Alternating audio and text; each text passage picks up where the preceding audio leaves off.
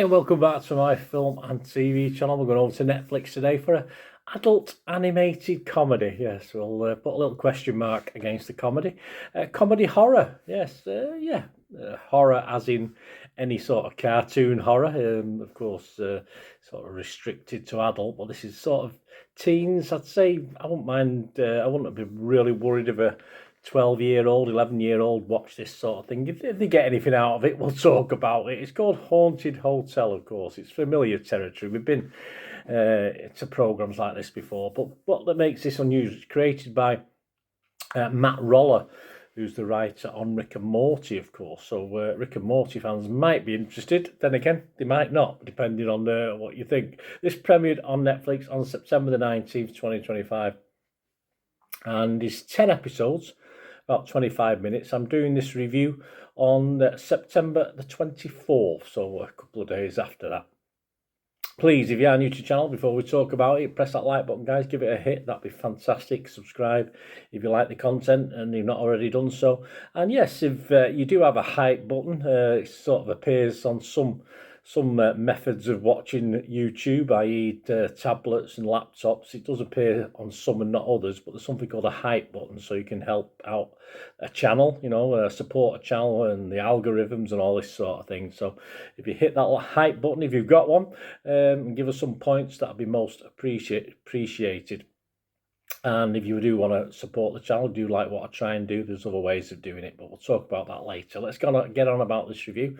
What's the thing about? Well, I'll read this paragraph out to you. This is like an introduction to the actual animation. I'll tell you more about that in a second.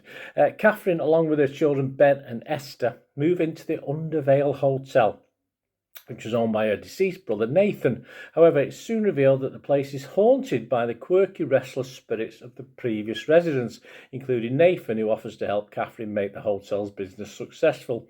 He's not very hands-on. No, he can't be very hands-on. He's a ghost. They later meet an immortal demon named Abaddon. He can touch humans because he's a demon, so that's all right. So I'm getting the gist of this quite quickly. He's trapped in the body of a young boy from the 1700s. And offers to help the family fend off evil demons, murderers, and other entities who come to the Undervale. Yes, the voice cast includes Will Forte, Eliza Coupe, Skylar Gisondo, Natalie Palamides, and Jimmy Simpson. Yes, as I said, we've been through all this before. It's an animation. It's a so-so distraction as an animation. I'm not overly sure it will appeal to Rick and Morty fans, which I thought was okay. I didn't really get into that. I know a lot of people really like that. But as far as, adult animation, I'm more Family Guy, all that sort of things, Simpsons, this sort of thing, rather than the sort of Rick and Morty sort of style. There must have been a pilot, as I said, lost, because that opening paragraph is like, say, part of the first episode where the family moves in, they find out about the ghosts and etc. But we sort of get straight into it. We don't have an introduction. It's as though we know what's going on, and it's just straight into the plots and subplots, etc. When this goes more Scooby-Doo, that's a good idea, isn't it? Adult Scooby-Doo. I should, but obviously it's copyright, isn't it? But anyway, when it goes more Scooby-Doo, which is not near enough in this 10-episode series, I liked it. It's better. A little bit of backstory behind killers and what they're up to and why they're doing it, etc., etc. I think it could have stuck with that and certainly used that sort of idea more and more, but it didn't. It sort of flits and changes from story to story. And of course, with it being a more grown-up demographic, some of the lines that are spoken probably lost on younger watchers, which is a shame because I think this could have been a good family watch, but sadly it isn't. And of course, some of the lines that we do get are not that funny. There's attempt at a joke, and then we sort of get a bit of a waffle, and then we get another joke. And that's a problem. It just doesn't really suit kids. It doesn't sort of suit adults. It sort of falls between two stools, so never becomes, for me anyway, more than an okay watch while I'm doing something else. And thankfully it's not too long, 25-minute episodes. But of course, teen watchers I think teen watchers and adults want a little bit more to get our teeth into, at least make us chuckle. And as I said, it's quite graphic, but it's cartoon graphic, so I'm not too worried about 15 plus watching this. It could be watched by others as well. It's a shame that I think they missed a trick here on a sort of a younger, a family audience, if you like, adults watching with their say just pre-teens or teen kids. The humour does work occasionally, and the characters, ghost, demon or human, are pretty investable, the main characters, but they need to be a bit more fleshed out, even the ghosts on that one. And of course, it's always better when the character Catherine, who of course is the one who inherited the hotel, is on screen, coping with the kids, coping with ghosts, coping with demons, and she has most of the funny lines in this, the throwaway lines anyway. Jack Seal from The Guardian didn't like it too much. He scored it 2 out of 5. He said, Haunted Hotel, a bland addition to the teetering pile of landfill comedy. Some of the synapses you associate with laughter will experience mild stimulus. If you don't like this gag, another will be along in a minute. And although you probably also won't like that one, you won't strongly dislike it either. Yes, I found it hard to dislike it. I like the animation. I said I like the characters. I think Jack's right. Sadly, though, watching this, it sort of made me want to go back and watch episodes of BBC's Ghosts, which I sort of stopped watching after a couple of seasons, I think. And I think there's more there, but I just couldn't be bothered really going back and watching it. It was okay, and this is what I'm getting with this one. It's okay, but it doesn't drag me back to want to watch it. But some do like it, as I say. I don't dislike it, but some like it more. Tanya Hussein from Collider website said, as a horror comedy that cares about its characters, it's bigger, funnier and braver than its comparisons for all the risks it takes.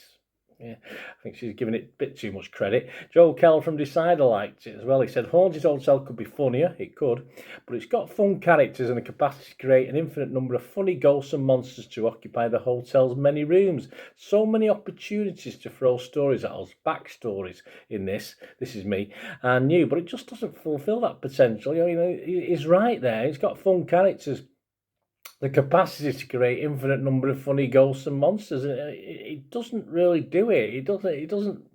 You know, it's only 25-minute episodes, only 10 of them, but it just seems to sort of be a bit weak. It could go a little bit deeper, I think, and that's where it misses out. But the good news is, as the series progresses through its 10 shortish episodes, that's if you stick with it, I sort of liked it a little bit more. I got to know the characters a little bit more, and I sort of stopped looking at my phone as much and was looking at the character, looking at the story, etc. And it was all right. I mean, it was a lot of obvious storylines, but I say it could have done a lot more, but there's only so much you can do, I suppose. I think it could have done it better, that's the thing. I think it could have filled its time a little bit better. I think the stories could have been better.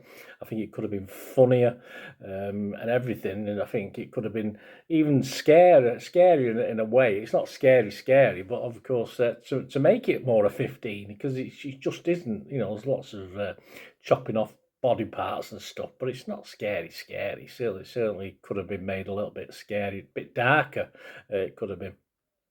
But yeah, I mean, as adult animation goes, for me, it's well down the list of watchability. And as I said, if there's a series 2, which I'm not too sure, I think it's a bit of a question mark on that at the moment. I'm not seeing confirmation. I wouldn't particularly rush to watch it, as I stopped doing with Ghosts after a couple of seasons. I just got a little bit fed up with it. I might watch the Christmas special or something like that, and that's about it. What are others thinking? Well, Rotten Tomatoes, there's only 6 critics. It's getting an 83% positivity, so that's good. Metacritic, there's only 5 critics on Metacritic, but it got 2 positives, but 3 mixed. I'm a mixed as well. On Rotten Tomatoes, I'd have to go fresh, but only just, and it's not in a great way, not in a really fantastic fresh way.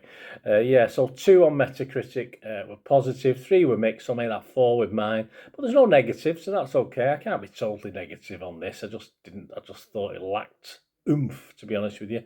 And more good news, though. The good news away from the critics and me. I consider myself the public, but the public seems to be okay with it. Metacritic uses 7.8 out of 10. So that's okay. Internet Movie Database, only 400 scores and reviews on there as I'm recording this, but it's getting a 7.4. Now, With so few reviews, that's probably cast, crew, creators and people connected with the show are putting a lot of good reviews on there. There's nothing to stop that happening, of course. But I think 7.4 is a bit high. I don't know, and I certainly, as I said, perhaps Rick and Morty fans do like it, but I don't know, because it's totally different to me from that sort of style. Personally, I'm going to sit on the fence. I am going to score it. It's worth a 5, which is my sit on the fence but not recommended score. So I'll give it a 5 out of 10. I'm halfway house on this. There's bits I liked, but a lot of it, it's just wasted opportunity for me. For the time spent, of course, on animation. There's a lot of times money goes into animation, but for that, I think they just wasted an opportunity with this one. There you go, guys. Let me know your thoughts. Let me know your views on Haunted Hotel. I'd like to stay there, have a bit of fun. And yeah, let me know what you think. And if you want to contact me, you can contact me through YouTube or through my various social media outlets, and to find out how to do that. Or, as I said, if you want to help support the channel, if you can hang on and give us another minute or so, you can find out our ways of doing that by just keeping watching and listening. Hi again, hope you enjoyed the feature, guys. Thanks for watching. Please, if you did enjoy the content, please give us a thumbs up, and if you've not already done so, press that subscribe button. If you've not already subscribed, that'd be wonderful. It's free to subscribe, absolutely free. Also, check out my social media links if you want to follow me on TikTok, Instagram, X, Facebook. They'll all be in the description below. And my special thanks to supporters of the channel, yes, Piat6505, who have an eBay shop selling film and TV memorabilia, including posters, books, magazines. There'll be a link again in the comments section. And if you're into your football, don't forget my football stuff on Manchester City for general football fans, but mainly City fans, of course. Or if you know someone who might enjoy that, give them a kick in my direction. I'll be very, very grateful. And as ever, guys, yeah, comments on this feature is wonderful. Anything to do with film and TV, it's always very, very welcome. It's great to talk film and TV. I thank you guys for your support. Stay safe, everyone.